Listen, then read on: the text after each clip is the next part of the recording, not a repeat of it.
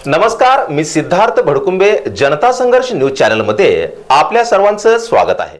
जनसेवक महादेव कोगनोरे यांनी दिली विश्वशांती बहुउद्देशीय संस्थेला भेटीत नागेंद्रनगर, कुमटा नाका, स्वागतनगर भागातील वाढलेल्या समस्यांचा घेतला आढावा। यमके फाउंडेशनचे संस्थापक अध्यक्ष तथा दक्षिण सोलापूर तालुक्याचे राष्ट्रीय काँग्रेसचे नेते जनसेवक महादेव कोगनोरे यांनी सोलापूर शहर, स्वागतनगर, कुमटा नाका भागातील विश्वशांती बहुउद्देशीय संस्थेला भेट देऊन येथील संबंधित नागरिकांच्या समस्या जाणून घेतल्या।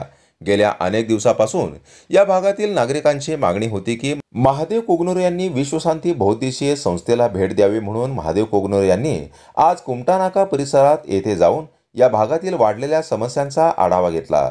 विशेष करून महादेव कोगनोरे हे गेली अनेक वर्षे शांतीनगर भागातच वास्तव्यास होते। साहजिकच महादेव कोगनोरे यांना मानणारा मोठा वर्ग या भागात वास्तव्य करतो। या भागातील नागरिकांशी महादेव कोगनोरे यांची नाळ आजही घट्ट असल्याचे बोलले जात आहे। महादेव कोगनोरे यांच्या भेटीत या भागातील बहुसंख्य नागरिक प्रामुख्याने रस्ते, वीज, पाणी आदी सोयी सुविधेपासून वंचित असल्याचे पाहायला मिळाले।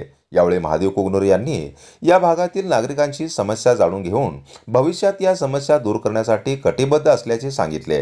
यावेळी गीताताई कणकी, अश्विनीताई येमूल, रामहरी माने, विजय कामोजी, विठ्ठल झिपरे आदी प्रतिष्ठित महिला व नागरिक मोठ्या संख्येने उपस्थित होते।